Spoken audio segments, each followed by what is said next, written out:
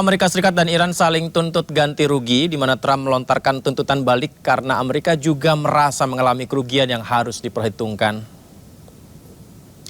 Jadi sinyal mengenai sulitnya mencapai kesepakatan damai antara Amerika dan Iran ini kembali mencuat usai Presiden Amerika merespon tuntutan Iran terkait pembayaran ganti rugi akibat perang. Jadi pemirsa, seperti yang kita ingatkan, Iran sebelumnya memasukkan pembayaran kompensasi atas kerusakan perang sebagai salah satu syarat dalam proses menuju penghentian konflik. Nah, tapi Trump kemudian juga melontarkan tuntutan balik dengan menyatakan bahwa Amerika juga memiliki kerugian yang harus diperhitungkan.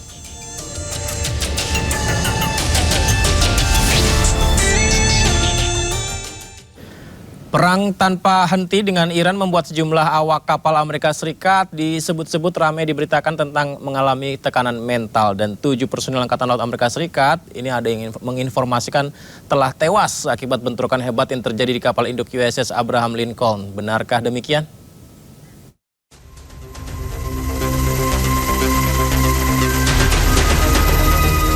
Bentrokan hebat terjadi antara personel Angkatan Laut Amerika Serikat di kapal induk USS Abraham Lincoln. Menurut laporan sejumlah media, insiden ini bermula ketika seorang penasihat untuk Komando Pusat Amerika Serikat, Brad Cooper, menanggapi keluhan dari para awak kapal. Penasihat ini disambut cemoohan saat berbicara.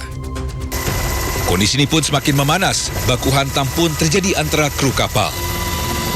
Akibatnya 7 personel militer Amerika Serikat tewas dan melukai sejumlah awak kapal lain. Kini dilaporkan kondisi di atas kapal masih tegang dan tidak menentu. Kapal induk USS Abraham Lincoln sudah berada di laut selama 208 hari berturut-turut dan menjadi masa pengerahan tanpa henti terlama bagi kapal induk Amerika Serikat. USS Abraham Lincoln juga menjadi salah satu kapal induk canggih Amerika yang dikerahkan selama perang melawan Iran. Nah, ini menarik ya pemirsa, menanggapi isu tewasnya ke-7 prajurit Pusat Komando Amerika Serikat CENTCOM juga tegas membantahnya. Jadi CENTCOM membantah rangkaian klaim palsu yang beredar di sejumlah media terkait kondisi para prajurit di kapal induk USS Abraham Lincoln. CENTCOM mengonfirmasi tidak ada insiden perkelahian yang menewaskan 7 prajurit maupun lonjakan gangguan kesehatan mental serta memastikan personel dalam kondisi aman dan beresiliensi tinggi. Militer Amerika menyayangkan maraknya disinformasi mengenai penugasan kapal induk tersebut yang dinilai merugikan moral para prajurit dan keluarga.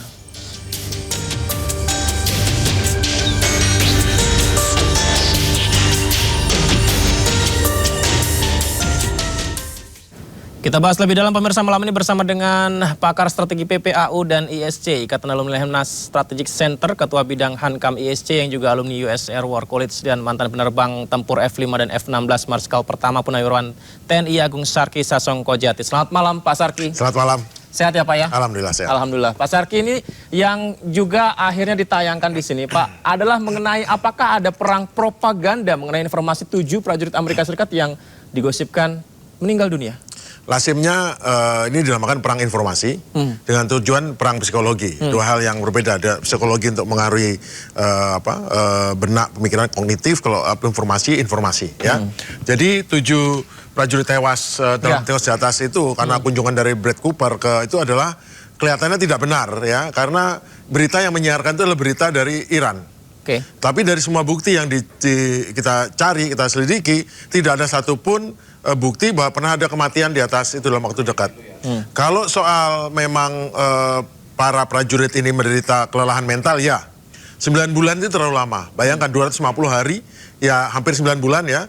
Padahal mereka biasanya paling maksimum 6 bulan. Dan mereka harusnya sudah kembali bulan April kemarin karena mereka ditugaskan dari November tahun lalu. Dan harusnya kembali April atau Mei. Namun ternyata di-extend dan hanya menimbulkan kelelahan mental. Bayangkan kapal induk itu adalah kapal yang yang selalu jalan ya. Kecepatannya 20-30 knot dan kadang-kadang menantang angin sehingga kadang di atas deck itu kecepatan angin 40 knot sekitar 70 km per jam. Itu terus-menerus sepanjang hari 24 jam tidak berhenti. Itu selalu jalan terus. Karena pesawat kapal induk tidak stabil kalau dia diam ya. Kecuali dia berada di di dock atau di pelabuhan. Namun dia jalan terus. Nah, jadi yang terjadi adalah kebenarannya nol.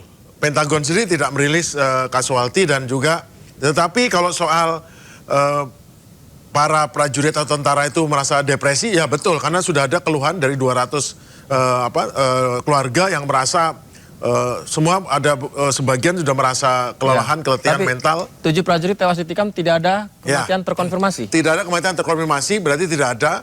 Kemudian kelelahan ekstrim depresi mungkin. Namun kalau soal kritis sanitasi logistik buruk jelas. Karena memang 20% tidak benar bahwa ini, tetapi yang 80% yang fakta stres adalah betul. Kematian adalah kebohongan. Jadi itu, tapi kita tidak bisa bilang itu hoax karena yang bikin ini adalah jelas-jelas bertanggung jawab, yaitu kantor berita Iran ya.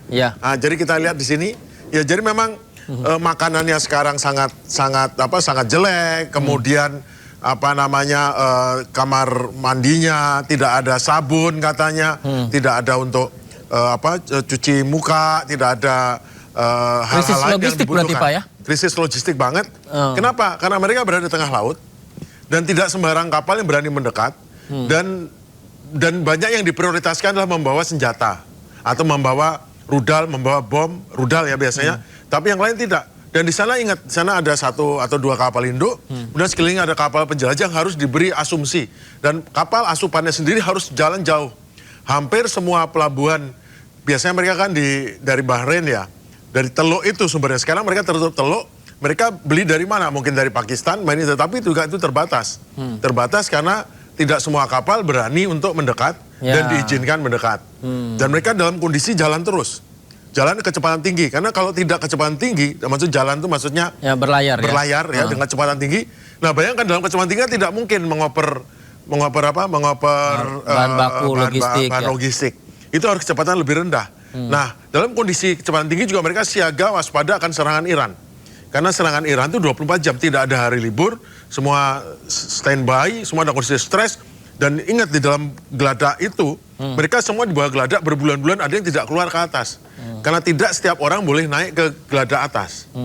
Tidak ada liburan, tidak ada lapangan basket, semua berhimpit-himpitan dalam satu ruangan yang biasanya kalau kita normal untuk 4 orang, itu biasa 18 orang tinggal di situ. Dengan satu tempat tidur hanya berjarak setinggi 1 meter, dan 1 meter, atau mungkin setengah meter, semeter, mereka harus seperti sarden dalam itu selama 9 bulan. Makanannya kurang dan segala macam kemewahan yang bisa dirasakan oleh tentara Amerika itu tidak ada sama sekali. Berarti mungkin saja terjadi, akan tetapi belum terkonfirmasi ya Pak ya? Tidak mungkin terjadi kalau pembunuhan enggak. Karena kalau terlalu berbohong, Amerika itu akan ada masalah besar. Dan saya yakin mereka tidak berbohong. Tetapi kalau mengenai depresi ya, makanya mereka bohong. Kelelahan dan krisis logistik ya, kelelahan dan depresi betul sekali.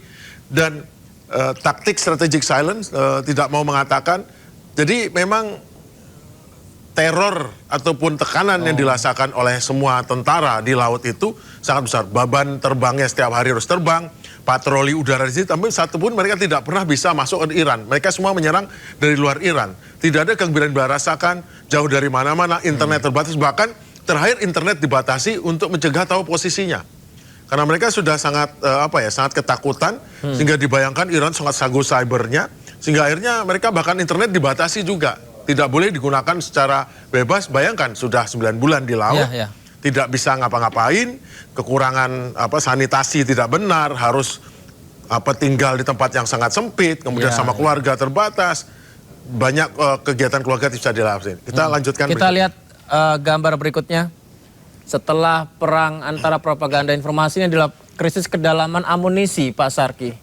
Ya, ketahuan sekarang. Jadi ini bukan hoax ya. Bahwa Patriot sudah terkuras 60%, 50%, bayangkan di seluruh dunia Patriot rudal Patriot hanya sisa 1.400, 1.200, harus dibagi seluruh dunia. Harus dibagi di teater timur jauh, di Taiwan dan sekitarnya, yaitu di pangkalan Amerika di Korea, di Jepang, di Filipina, ya di Jepang ya. Kemudian juga untuk di kapal juga rudal Tomahawk ini telah digunakan 40%. Sisanya hanya terbatas mungkin sampai 2.000. Masalahnya rudal Tomahawk nggak mungkin dipindah-pindahkan karena setiap kapal penjelajah atau setiap kapal perusahaan yang memegang rudal Tomahawk, dia nggak boleh dilepas karena dia harus siap. Jadi akhirnya kalau sudah kehabisan, ya mereka menggunakan stok yang sudah terbatas sekali, nggak mungkin mindahin dari kapal lain. Itu masalahnya. Nah kemudian THAAD Interceptor, ini adalah teater high altitude untuk mencegat rudal balistik.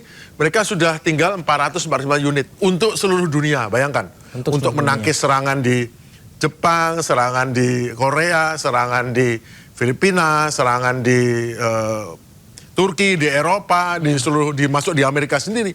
Kalau ada serangan nuklir nanti yang untuk mencegah serangan nuklir itu menggunakan THAAD insertor. Lo tinggal segitu nanti diserang oleh negara ada perang nuklir bagaimana? Rudal balistik. Menipis. Kemudian rudal JSM extended range. Ini rudal ini yang habis karena memang Amerika sejak mulai perang tanggal 28 Februari itu selalu melakukan jarak jauh karena mereka paham bahwa jangan sampai cari gara-gara masuk ke atas Iran. Berani masuk langsung ditembak jatuh kayak F-15 itu. Jadi mereka selalu berusaha mungkin masuk Iran tapi di luar jarak jangkau radar. Dan itu berarti di sisi sebelah barat. Tapi sisi sebelah selatan, Bandar Abbas dan sekelilingnya serta di reaktor nuklir, mereka semua nggak ada yang berani nembak jarak jauh. Kenapa? Karena rudal JSM ini lumayan. Dia bisa dengan sisanya 2.000-3.000 dibagi di Janu, mereka sudah terbatas sekali. Untuk menyerang, nanti masalahnya sekarang bertahan. Nah sekarang Reaper, bayangkan Reaper itu harganya pesawatnya aja basicnya $35 juta. Ditambah dengan peralatan sensor dan segala macam jadi $65 juta. Dihabiskan 45 unit. Habis selama 6 bulan ini telah ditembak jatuh. Jadi tidak ada, bayangkan Amerika yang biasanya punya kemewahan untuk diperang di atas Irak, Libya, di mana-mana bisa dengan bebas ngelihat, bisa menentukan orang nyerang. Sekarang tidak ada satupun Reaper-nya yang berani terbang. Diganti dengan Predator, tapi itu pun ditembak-tembak juga. Jadi ini buktinya bahwa memang pertahanan udaranya Iran sangat kuat. Kemudian yang lain sekarang, kalau kita bayangkan bahwa wah orang Iran nggak bisa mengapain, oh tidak benar.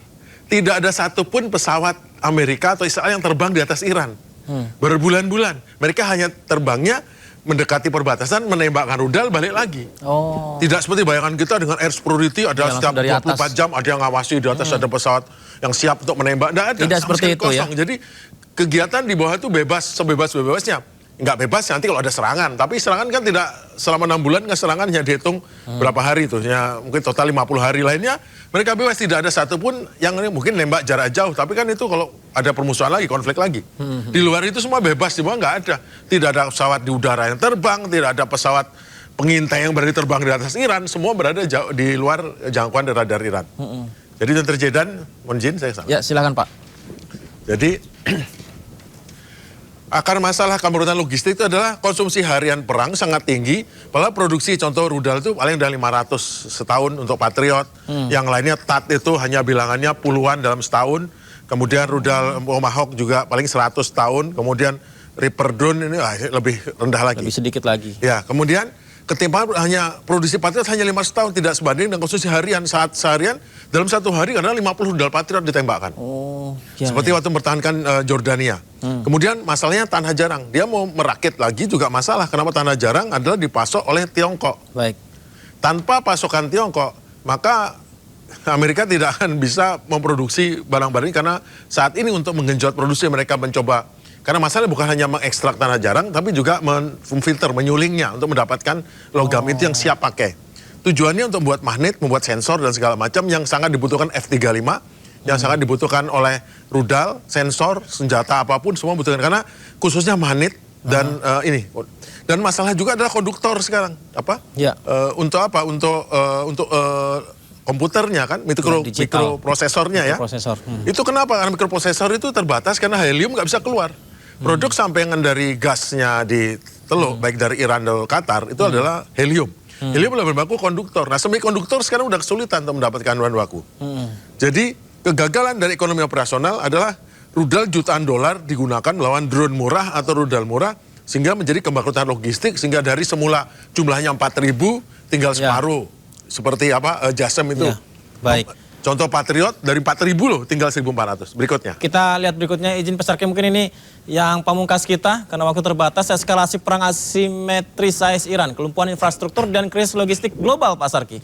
Ya, jadi sekarang pada intinya Iran tidak saja menyerang secara menggunakan militer, tapi juga menggunakan cyber untuk menyerang logistik ya di pangkalan air, di pangkalan militer Amerika di Teluk itu diserang, sehingga kesulitan untuk selain utilitas air penggunaannya. Kemudian juga Iran telah sekarang resmi memasuki bank BRICS ya, menggunakan yuan sebagai mata utamanya untuk sekarang tidak tergantung pada SWIFT-nya Amerika, sehingga mereka tidak tergantung. Kemudian Pakistan juga menolak pangkalan digunakan terhadap Amerika, termasuk mendukung logistik ya. Kemudian jadi serangan itu menyasar infrastruktur air bersih, jalur perdagangan maritim, sistem keuangan. Jadi akibatnya apa?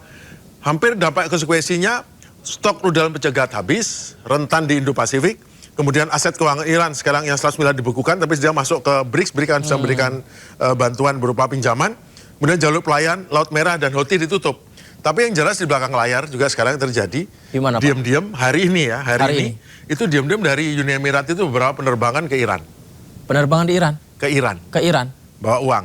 Bawa uang? Ya kan sebetulnya mereka saya menolak Iran dengan segala perjanjiannya untuk apa? Untuk menolak permintaan Iran. Tapi diam-diam Brad Cooper ya, kepala Centcom itu datang ke Israel dan hari ini juga Israel mengurangi ataupun malah tidak menyerang Lebanon Selatan. Kan permintaan Iran ya, jangan serang Lebanon Selatan, hentikan di Gaza, hentikan di mana, uang dikirim ke saya. Sekarang sudah ngirim. Seperti waktu MOU ditandatangani, uang datang dari Qatar berupa loan pinjaman, nanti bayarnya kan pakai uangnya Iran yang ditahan. Sekarang Uni Emirat beberapa penerbangan hari ini dicurigai ya membawa uang miliaran dolar yang bagian daripada konsumsi. Karena apa yang diinginkan Amerika itu gimana terbuka Selat Hormuz. Selat Hormuz itu ya. Namun jangan ketahuan kalau dia nyerah, itu kan beratnya itu ya. Jadi sekarang Bab El Mandeb ditutup, kemudian krisis munition drain dan terakhir adalah Iran siap untuk jangka dengan merubah sistem. Sekarang sistem operasi dan staf umum itu digabung jadi satu, sehingga menjadi memudahkan. Kalau tadinya adalah IRGC khusus untuk menyerang, itu namanya Pasdaran atau IRGC, Artes untuk pertahanan. Sekarang kayaknya kedua-duanya digabung jadi satu, sehingga menjadi satu sistem yang unity of command. Jadi betul-betul serang dan ini. Jadi Iran sekarang siap. Kalau dulu dia resistensinya hanya dibales, dia menyerang dan membalas. Sekarang Iran mungkin preemptive attack.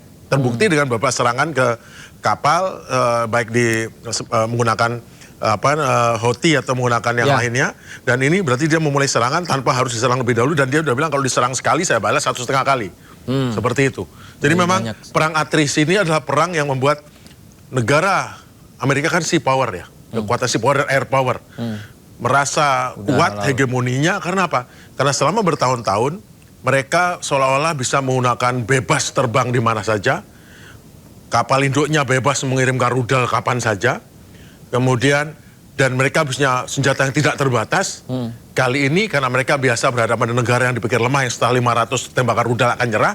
Sekarang berhadapan dengan negara yang tidak menyerah, malah balas menyerang. Sehingga kemampuan bertahannya menjadi terbatas. Dan kemampuan menyerang juga terbatas. Itu pertama kali yang mereka berhadapan dengan kontra daripada hegemoni, ya betul namanya kontra hegemoni. Berarti Iran adalah anomali bagi penyerangan yang dilakukan oleh Amerika. Semua doktrin Iran memang dirancang untuk menghadapi strategi daripada Amerika, baik sea power dan air powernya.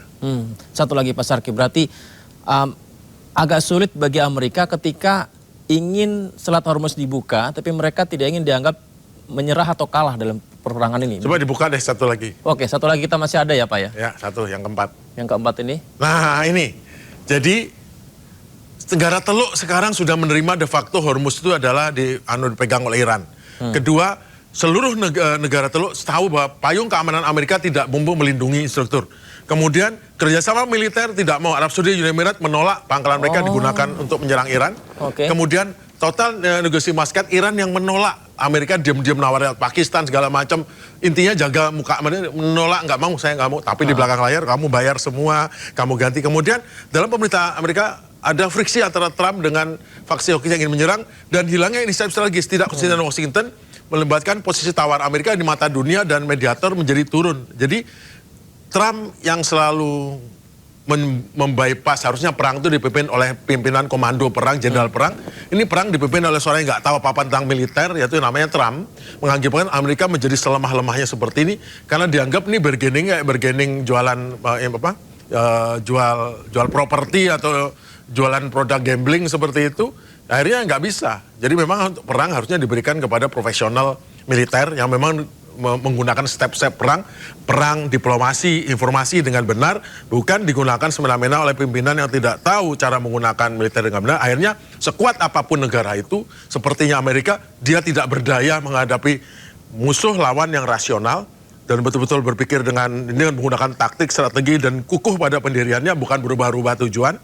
Dan memang itulah buktinya. Kita lihat bahwa menjelaskan pergeseran geopolitik di mana negara Teluk mulai menerima kontrol Iran di Selat Hormuz akibat melemahnya jaminan keamanan Amerika Serikat. Artinya kekuatan Amerika sebagai hegemon di Teluk sudah turun, dan Iran timbul menjadi yang lain. Nah sekarang gimana endingnya? Ya tergantung Amerika. Apakah mereka mau merencanakan menyerang 2 minggu setelah nyerang nanti penutupan? Atau mereka daripada menyerang ya sudah kita mundur saja, atau bagaimana caranya? Nah, ini yang perlu diatur sekarang. Baik, luar biasa realitas baru dunia teluk. Terima kasih Pak Sarki. Izin nanti kita bisa berdialog kembali ya Pak ya.